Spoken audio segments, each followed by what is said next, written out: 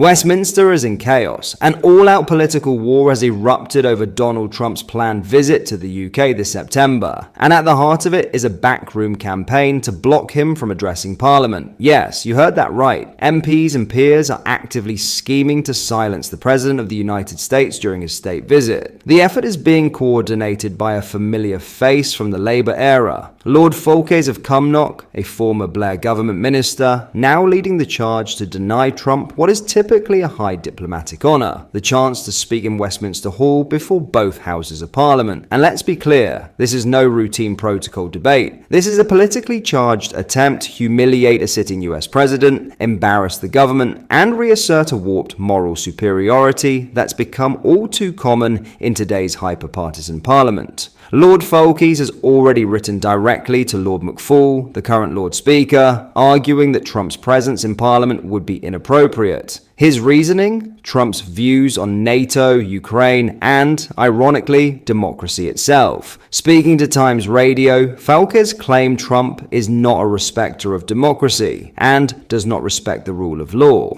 He also accused Trump of being an apologist for Putin. These are incredibly bold accusations coming from someone who sat comfortably in the government during one of the most controversial foreign policy eras in modern British history. It doesn't stop there. Labour MP Kate Osborne has also weighed in, writing to Speaker Sir Lindsay Hoyle, demanding he mirror former Speaker John Bercow's 2019 decision to block Trump's previous attempt to speak in Parliament.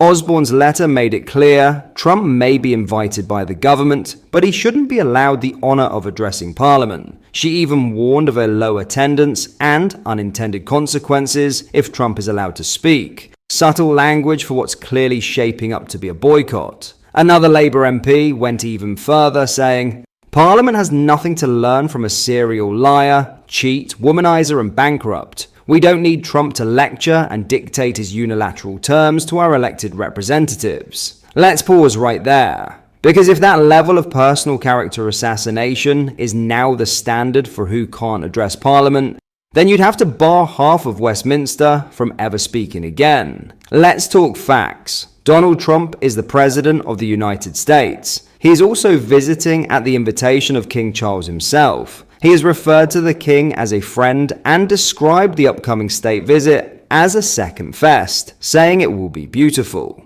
It would mark Trump's second state visit to the UK, a rare honour, and one previously afforded to leaders like Barack Obama, who addressed both houses in 2011, and President Zelensky, who delivered an emotional wartime address in 2023. In fact, over 80 foreign leaders have addressed both houses of Parliament since 1935. This isn't unusual, it's tradition. But what we're seeing now is a meltdown from a political class that simply cannot tolerate Trump's presence, no matter how diplomatically important his visit may be, or how much the UK is relying on US relations to strengthen trade, defense, and geopolitical strategy. Even more ironic, Keir Starmer himself reportedly invited Trump as part of a charm offensive to secure a desperately needed trade deal with the US, a deal the UK wants in place before May 19th, the date of Starmer's EU Reset Summit with European Commission President Ursula von der Leyen. So on the one hand, Labour is rolling out the red carpet for Trump to keep trade talks alive. And on the other, Labour MPs and peers are orchestrating a behind-the-scenes effort to block him from even setting foot in Parliament. It's political schizophrenia, and it's embarrassing.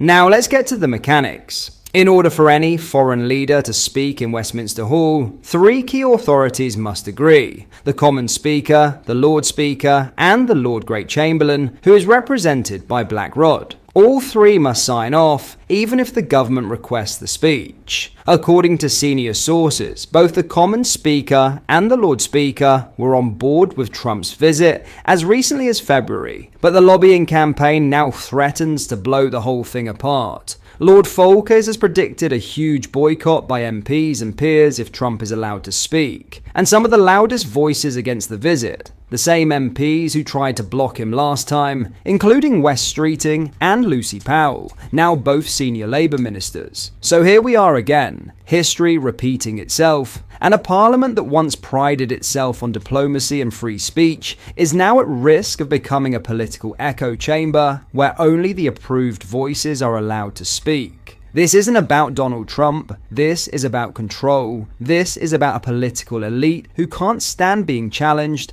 can't handle difference, and would rather burn diplomatic bridges than hear something they don't like. And they call him a threat to democracy? Give me a break. In other news, the pound has surged to its highest level against the dollar since September after President Donald Trump reiterated his calls for the US Federal Reserve to cut interest rates. This rise comes amid growing market concerns that the leader of the free world is seeking ways to fire the central bank's chairman, Jerome Powell. Financial markets have reacted strongly to the potential threat to the Fed's independence, with sterling climbing 0.3% to $1.342 amid a broader slump in the US currency. European stock indexes were on track to open lower, mirroring similar movements that occurred on Wall Street on Monday. Investors appear to be fleeing US assets in response to the uncertainty surrounding the central bank's leadership. Gold rose to a new record high of $3,486 an ounce, following a 2.9% jump on Monday. The precious metals surge reflects growing concerns that President Trump could damage the independence of the Fed. Furthermore, investors fear this interference might trigger a fresh inflation crisis in the US. The flight from US assets has benefited traditional safe havens as market participants reassess risks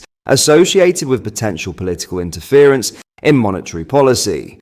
Economists have issued stark warnings about the potential consequences of undermining the Federal Reserve's independence. A JP Morgan economist cautioned, any reduction in the independence of the Fed would add upside risks to an inflation outlook that is already subject to upward pressures from tariffs and somewhat elevated inflation expectations. Paul Ashworth at Capital Economics said, firing Powell would just be the first step in dismantling the Fed's independence. If Trump is set on lowering interest rates, then he will have to fire the other 6 Fed board members too, which would trigger a more severe market backlash.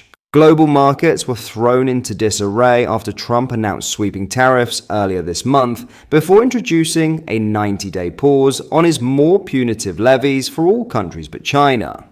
The US president has sought to pressure nations, including the EU and UK, into restricting their trade with China in exchange for tariff exemptions. Economists have warned the trade war will shave 0.8% off the economy over the next 2 years, dashing the Chancellor's attempts to kickstart growth.